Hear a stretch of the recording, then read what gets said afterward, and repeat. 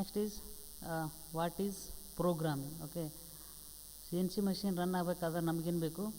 Important is program. Without program ಇಲ್ಲದೇ ನಾವು ಮಷಿನ್ನ ರನ್ ಮಾಡಲಿಕ್ಕೆ ಆಗಂಗಿಲ್ಲ. ಓಕೆ, ನೋಡಿರಿ ಡೆಫಿನಿಷನ್ ಏನು ಅಂತಂದರೆ, ಸಿಂಪಲ್ ಡೆಫಿನಿಷನ್ ಹೇಳ್ತಾ ಇದ್ದೀನಿ ನಿಮಗೆ ಈಸಿಯಾಗಿ ಗೊತ್ತಾಗಲಿ ಅಂತ.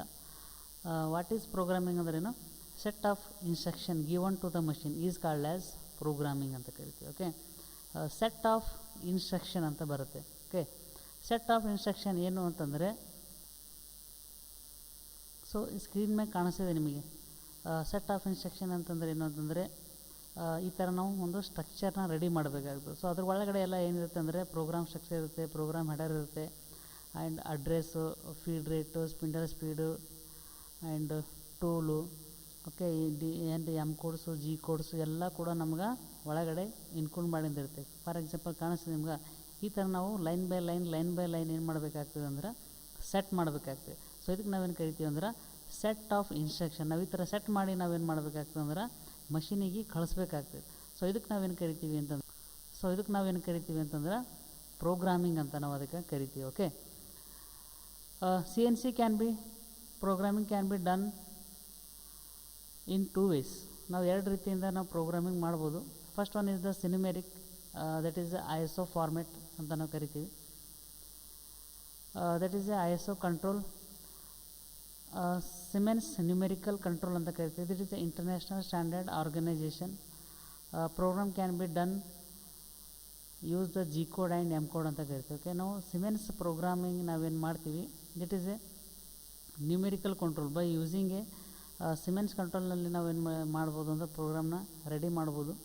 ಇದ್ರಾಗ ಬೇರೆ ಬೇರೆ ಕಂಟ್ರೋಲ್ ಬರುತ್ತೆ, ಸಿಮೆನ್ಸ್ ಬರುತ್ತೆ, ಫನುಕ್ ಬರುತ್ತೆ, ಬೇರೆ ಬೇರೆ ಕಂಟ್ರೋಲ್ನ ಕೂಡ ನಾವು ಯೂಸ್ ಮಾಡ್ಬೋದು.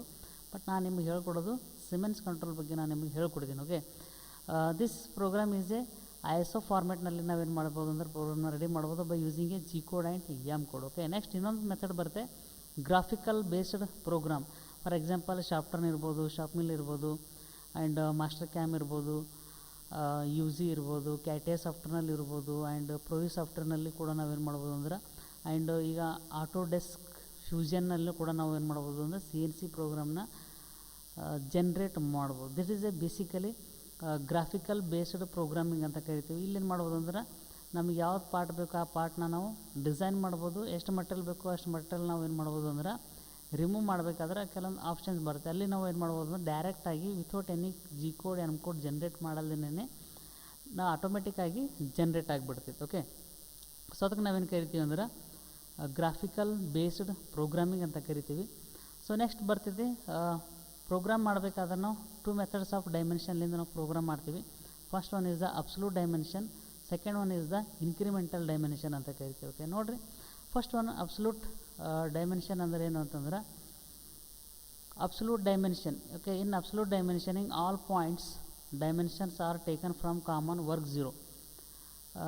This 0 point is the reference point ಅಂತ ಕರಿತೀವಿ. ಓಕೆ, ಅಬ್ಸಲ್ಯೂಟ್ ಅಂದರೆ ಏನು ಅಂತಂದ್ರೆ ನಾವು this is the point 0, second point A, B, C ಅಂತ ಕರಿತೀವಿ. Okay, this the point 0 point is the reference point. Okay, ನಾವು ಇಲ್ಲಿಂದ A ಪಾಯಿಂಟಿಗೆ ಹೋಗಬೇಕಿತ್ತಂದ್ರೆ ನಾವು ಡೈಮೆನ್ಷನ್ X ವ್ಯಾಲ್ಯೂ ಎಷ್ಟು ಕೊಡಬೇಕು? 10 ಕೊಡ್ತೀವಿ. ನೆಕ್ಸ್ಟ್ ನಾವು ಇಲ್ಲಿ ನೆಕ್ಸ್ಟ್ ಟೂಲ್ ಇಲ್ಲಿಂದ ಇಲ್ಲಿಗೆ ಹೋಗ್ತೀವಿ. A to B ಹೋಗಬೇಕಾದ್ರೂ ಕೂಡ ನಾವು X ವ್ಯಾಲ್ಯೂ ಎಷ್ಟು ಕೊಡ್ತೀವಿ? 30 ಕೊಡ್ತೀವಿ. ನೆಕ್ಸ್ಟ್ ಟೂಲ್ ಇಲ್ಲಿಂದ ಇಲ್ಲಿ ತನಕ B to C ಮೂಮೆಂಟ್ ಆಗಬೇಕಿತ್ತಂದ್ರೆ ನಾವು ವ್ಯಾಲ್ಯೂ ಎಷ್ಟು ಕೊಡ್ತೀವಿ ಅಂತಂದ್ರೆ ರೆಫರೆನ್ಸ್ ಪಾಯಿಂಟ್ಲಿಂದ ನಾವು ಕೊಡ್ತೀವಿ. ಇಟ್ ಇಸ್ 60 mm ಕೊಡ್ತೀವಿ. ಸೊ ಇದು ಮೆಥಡಿಗೆ ನಾವೇನು ಕರಿತೀವಿ ಅಂದ್ರೆ ಅಬ್ಸಲ್ಯೂಟ್ ಡೈಮೆನ್ಷನ್ ಅಂತ ಕರಿತೀವಿ. ಫಾರ್ ಎಕ್ಸಾಂಪಲ್ ಅಬ್ಸಲ್ಯೂಟ್ ಮೆಥಡ್ ಯಾವ ಥರ ವರ್ಕ್ ಆಗ್ತದೆ ಅಂತ ನೋಡಿರಿ. ಓಕೆ, ಫಾರ್ ಎಕ್ಸಾಂಪಲ್ ಇದು ಒಂದು ಡ್ರಾಯಿಂಗ್ ಇದೆ. ಅಬ್ಸಲ್ಯೂಟ್ ಡೈಮೆನ್ಷನಿಗೆ ಯಾವ ಥರ ನಾವು ಪ್ರೋಗ್ರಾಮ್ ಮಾಡ್ಬೋದು ಅಂತಂದ್ರೆ, this is the point is the reference point. ನಿಮಗೆ ಇಲ್ಲಿ 2 ಹೋಲ್ ಕಾಣಿಸ್ತಿದೆ. This is the reference point ಅಂತ ನಾವು ಕರಿತೀವಿ. ಸೊ ನಮ್ಮದು ಪ್ರೆಸೆಂಟ್ ಸ್ಟಾರ್ಟಿಂಗ್ ಟೂಲ್ ಇಲ್ಲಿದೆ. ಪ್ರೆಸೆಂಟ್ ಟೂಲ್ ಪೊಸಿಷನ್ ನಮ್ದು ಇರ್ತದೆ.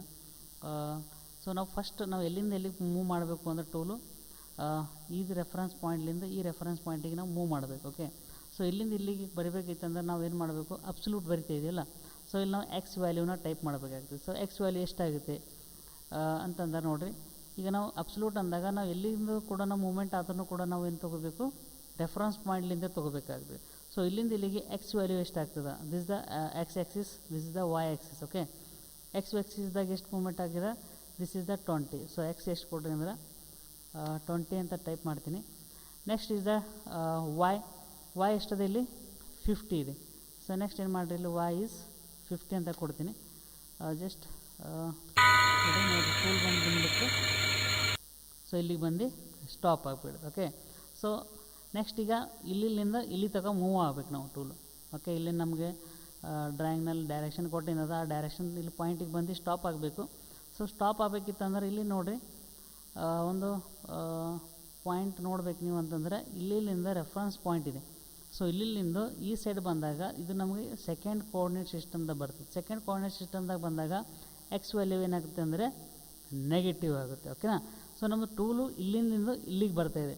ಸೊ ಅದ್ರ ಸಲುವಾಗಿ ನಾವು ರೆಫರೆನ್ಸ್ ಪಾಯಿಂಟ್ ನಾವು ಇಲ್ಲಿ ಇರೋದ್ರಿಂದ ಇಲ್ಲಿಂದ ಇಲ್ಲಿಗೆ ಅಷ್ಟೇ ನಾವು ಏನು ಮಾಡಬೇಕು, ವ್ಯಾಲ್ಯೂನ ಕೊಡಬೇಕಾಗ್ತದೆ.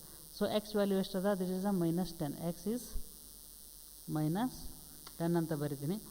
ನೆಕ್ಸ್ಟ್ y ಈಸ್ ಇನ್ ಇಲ್ಲಿ ಸೆಕೆಂಡ್ ಕೋಆರ್ಡಿನೇಟ್ದಾಗ ಏನಂದ್ರೆ ಎಕ್ಸ್ ಮೈನಸ್ ವೈ ಪ್ಲಸ್ ಬರ್ತದೆ ಸೈನು. ಸೊ y ಏನು ಮಾಡ್ತೀವಿ ಅಂದ್ರೆ ಪ್ಲಸ್ ಅಂತ ಬರೀ ನೆಸರಿಲ್ಲ, ನೆಗೆಟಿವ್ ಇದ್ರಷ್ಟೇ ಮೈನಸ್ ಸೈನ್ ಆಗಬೇಕು. ಪ್ಲಸ್ ಇತ್ತಂದ್ರೆ ಜಸ್ಟ್ 40 ಅಂತ ಕೊಡ್ರಿ, ರೈಟ್. ಓಕೆ, ಇಲ್ಲಿಂದ ನೆಕ್ಸ್ಟ್ ಇಲ್ಲಿಗೆ ಬಂತು, ನೆಕ್ಸ್ಟ್ ಇಲ್ಲಿಂದ ಇಲ್ಲಿಗೆ ಬಂದುಬಿಡುತ್ತೆ ಈಗ.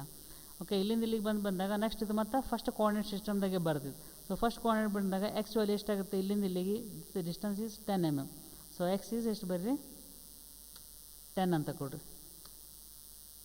ಓಕೆ, ನೆಕ್ಸ್ಟ್ y ವ್ಯಾಲ್ಯೂ ಕೊಡಬೇಕು, y ಈಸ್ 0.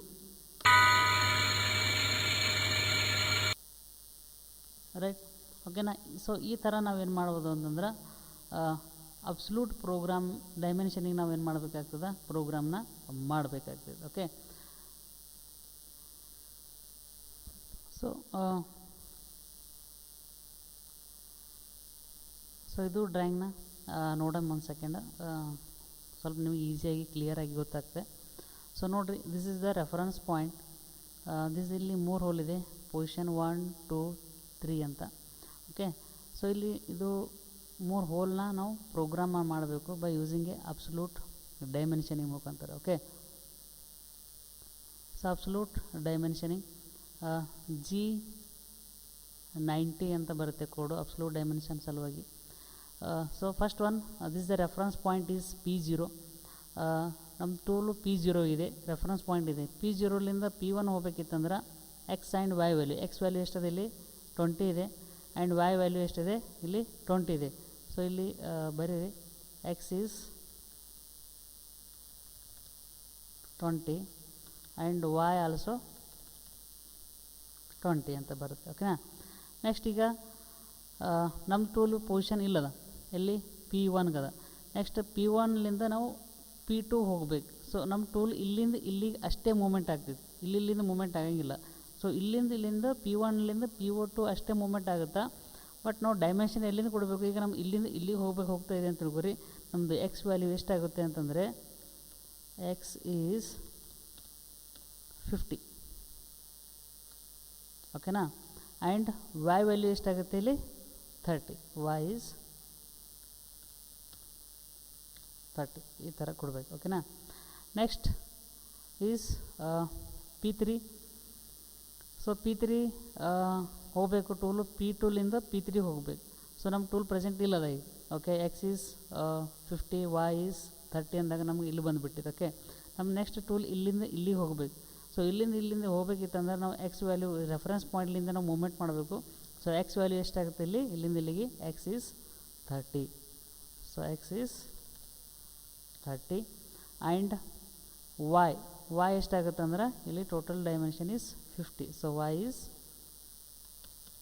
50 ಅಂತ ಕೊಟ್ಟು. ಓಕೆ, ಸೊ ಇದು ಮೆಥಡಿಗೆ ನಾವೇನು ಕರಿತೀವಿ ಅಂತಂದ್ರೆ absolute dimensioning. Okay, G90. Okay, absolute dimensioning ಅಂದ್ರೆ ಏನು, ನಾವು ಎಲ್ಲೇ ಕೂಡ ನಾವು ಟೂಲ್ನ ಮೂವ್ಮೆಂಟ್ ಮಾಡಿದ್ರು ಕೂಡ ನಾವು ವರ್ಕ್ ರೆಫರೆನ್ಸ್ ಪಾಯಿಂಟ್ಲಿಂದ ನಾವೇನು ಮಾಡ್ತೀವಿ ಅಂತಂದ್ರೆ ಮೂವ್ಮೆಂಟ್ ಮಾಡ್ತೀವಿ. ಓಕೆ, ಸೊ ಇದು ಮೆಥಡಿಗೆ ನಾವೇನು ಕರಿತೀವಿ ಅಂತಂದ್ರೆ absolute dimensioning or absolute positioning ಕೂಡ ನಾವು ಅಂತ ಇದಕ್ಕೆ ಕರಿತೀವಿ. ಓಕೆ,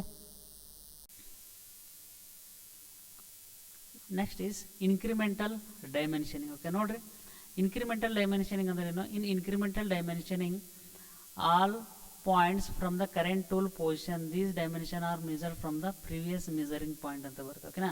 ಫಾರ್ ಎಕ್ಸಾಂಪಲ್ ನೋಡ್ಬೋದು ನೀವು ಇಲ್ಲೇ ನಿಮಗೆ ಐಡೆಂಟಿಫೈ ಆಗುತ್ತೆ, this a reference point. So reference ಪಾಯಿಂಟ್ಲಿಂದ 0 ಪಾಯಿಂಟ್ಲಿಂದ ಎ ಪಾಯಿಂಟಿಗೆ ಹೋಗಬೇಕಿತ್ತಂದ್ರೆ ನಾವು ಎಕ್ಸ್ ವ್ಯಾಲ್ಯೂ ಎಷ್ಟು ಕೊಟ್ಟಿವಿ, 10 ಕೊಟ್ಟಿವಿ. ನೆಕ್ಸ್ಟ್ ನಮ್ಮ ಇಲ್ಲಿಂದ ಇಲ್ಲಿಗೆ ಹೋಗಬೇಕು ಅಷ್ಟೇ.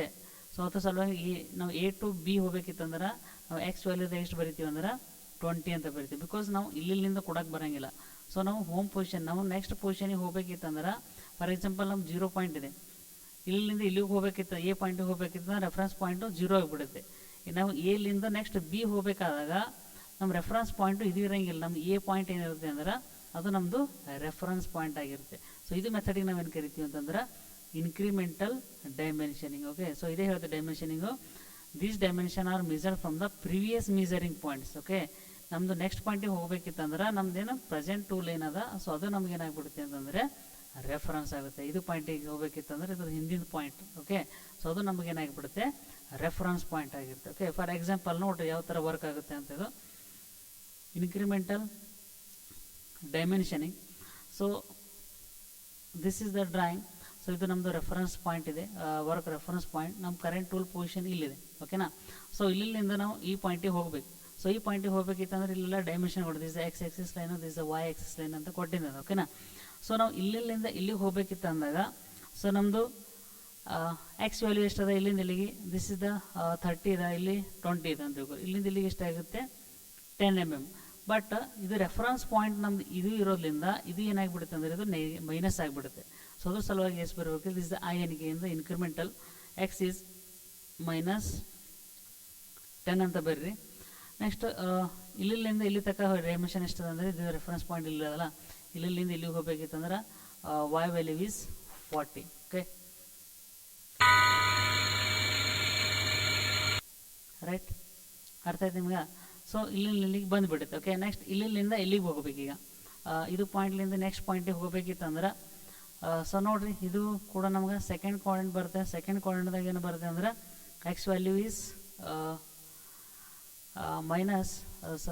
ಥರ್ಡ್ ಕ್ವಾಡ್ರೆಂಟ್ ಬರುತ್ತೆ. ಥರ್ಡ್ ಕ್ವಾಡ್ರೆಂಟ್ದಾಗ ಎಕ್ಸ್ ಮೈನಸ್ ವೈ ಕೂಡ ನಮ್ಗೆ ಏನಾಗ್ಬಿಡುತ್ತೆ ಇಲ್ಲಿ ಮೈನಸ್ ಆಗಿಬಿಡುತ್ತೆ. ಓಕೆ, ಸೊ ಎಕ್ಸ್ ವ್ಯಾಲ್ಯೂ ಬರ್ರಿ ಇಲ್ಲಿ. ಸೊ ಎಷ್ಟಾಗುತ್ತೆ ಕ್ಯಾಲ್ಕುಲೇಟ್ ಮಾಡಿ ಒನ್ ಟೈಮು. ಇಲ್ಲಿಂದ ಇಲ್ಲಿಗೆ 20 + 10. ಓಕೆ, 20 ಪ್ಲಸ್ ಇಲ್ಲಿಂದ ಇಲ್ಲಿಗೆ 10 ಆಗಿಬಿಡುತ್ತೆ. ಎಷ್ಟದು 30. ದಟ್ ಈಸ್ ಎಕ್ಸ್ ಮೈನಸ್ 30 ಅಂತ ಬಿಡ್ರಿ. ನೆಕ್ಸ್ಟ್ ವೈ, ಇದು ಟೋಟಲ್ ಪ್ರೆಸೆಂಟ್ ಡೀಟೇಲ್ ಎಷ್ಟಿದೆ ಇಲ್ಲಿ 50 ಇದೆ.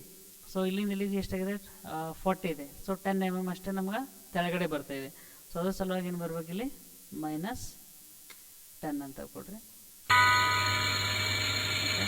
ಬಂದ್ಬಿಡುತ್ತೆ. ಓಕೆನಾ, ಈ ನೆಕ್ಸ್ಟ್ ಇಲ್ಲಿಂದ ಇಲ್ಲಿ ತಗೋ ಹೋಗ್ಬೇಕು. ಓಕೆ, ದಿಸ್ ಈಸ್ ಇನ್ ಯಾವ ಕಾರ್ನರ್ದಾಗ ಬರ್ತದೆ ನೋಡ್ರಿ, ಇದು 1 second. This is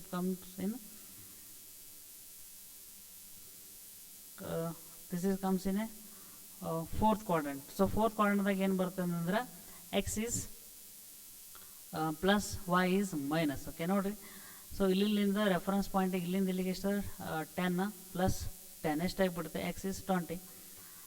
X is 20. Y direction ಎಷ್ಟಿದೆ 0 to ಇಲ್ಲಿಂದ ಇಲ್ಲಿ ಎಷ್ಟು 40 ಇದೆ. ಸೊ ವೈ ಈಸ್ -40 ಅಂತ ಕೊಡ್ರಿ. ಓಕೆ, ವೈ ಈಸ್ -40 ಅಂತ ಕೊಟ್ಟೆ. ಸೊ ಈ ಥರ ನಮಗೆ ಬಂದುಬಿಡುತ್ತೆ. ಸೊ ಇದು ಡೈಮೆನ್ಷನಿಗೆ ನಾವೇನು ಕರಿತೀವಿ ಅಂತಂದ್ರೆ ಇನ್ಕ್ರಿಮೆಂಟಲ್ ಡೈಮೆನ್ಷನ್ ಅಂತ ಕರಿತೀವಿ. ಫಾರ್ ಎಕ್ಸಾಂಪಲ್ ನಿಮ್ಗೆ ಇನ್ನೊಂದು ಎಕ್ಸಾಂಪಲ್ ಕೂಡ ತೋರಿಸ್ತೀನಿ. ಸೇಮ್ ಇದೇ ಡ್ರಾಯಿಂಗು. ಸೊ ಇದು ನಮ್ಮದು reference point. Position 1, position 2, position 3 ಅಂತ ಬರುತ್ತೆ. So this is the reference point. So ಇಲ್ಲಿಂದ ಇಲ್ಲಿ ಹೋಗಬೇಕಿತ್ತಂದ್ರೆ this is in first quadrant. Okay, so X value ಎಷ್ಟಾಗುತ್ತೆ ಇಲ್ಲಿ P0 to P1 ಹೋಗ್ಬೇಕಿತ್ತಂದ್ರೆ ನೋಡಿರಿ, P0 to P1 ಹೋಗ್ಬೇಕಿತ್ತಂದ್ರೆ ಎಕ್ಸ್ ವ್ಯಾಲ್ಯೂ ಎಷ್ಟಾಗುತ್ತೆ, ಎಕ್ಸ್ ಈಸ್ 20. ಓಕೆನಾ, ನೆಕ್ಸ್ಟ್ ವೈ ಎಷ್ಟಾಗುತ್ತೆ, ವೈ ಇಸ್ ಆಲ್ಸೋ ಇಲ್ಲಿಂದ ಇಲ್ಲಿ ಡಿಸ್ಟೆನ್ಸ್ ಎಷ್ಟಿದೆ 20 ಇದೆ, Y also 20. Okay, next present tool ನಮ್ಮದು ಇಲ್ಲದ ಎಷ್ಟ್ಲಿ P1 ಅದ. ನಾವು P1ಲಿಂದ P2 ಹೋಗ್ಬೇಕು. ಓಕೆ, P1 to P2 ಹೋಗ್ಬೇಕು. ಓಕೆ, P1 to P2 ಹೋಗ್ಬೇಕಿತ್ತಂದ್ರೆ ಇಲ್ಲಿ ಡಿಸ್ಟೆನ್ಸ್ ಎಷ್ಟಾಗುತ್ತೆ ನೋಡಿರಿ, ರೆಫರೆನ್ಸ್ ಪಾಯಿಂಟ್ಲಿಂದ ಇಲ್ಲಿಂದ ಇಲ್ಲಿ 50 ಇದೆ, ಇಲ್ಲಿಂದ ಇಲ್ಲಿ 20 ಇದೆ. ಸೊ 15ನಲ್ಲಿ 20 30. Okay, x is 30.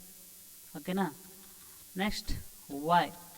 Okay, y direction ನೋಡಿರಿ, ಇಲ್ಲಿಂದ ಇಲ್ಲಿಗೆ ಹೋಗಬೇಕು. Okay, this is the 20, next 30, that is a y is 10. ಓಕೆನಾ. ನೆಕ್ಸ್ಟ್ ಈಗ P2ಲಿಂದ P3 ಹೋಗ್ಬೇಕು. ಓಕೆ, P2ಲಿಂದ P3 ಹೋಗ್ಬೇಕಿತ್ತಂದ್ರೆ this is in comes in ಅಂತ ಸೆಕೆಂಡ್ ಕ್ವಾಡ್ರಂಟ್ದಾಗ ಬರ್ತಿತ್ತು. ಓಕೆನಾ. ಸೊ ಸೆಕೆಂಡ್ ಕ್ವಾಡ್ರಂಟ್ದಾಗ ಏನಾಗ್ತದೆ ಅಂತಂದ್ರೆ ನೋಡಿರಿ, ಸೊ ಇಲ್ಲಿ ಎಕ್ಸ್ ವ್ಯಾಲ್ಯೂ ಏನಾಗ್ತದೆ ಅಂದ್ರೆ 50, ಇದು 30 ಇದೆ. X is -20. ಓಕೆನಾ, ಎಕ್ಸ್ -20 ಬರುತ್ತೆ.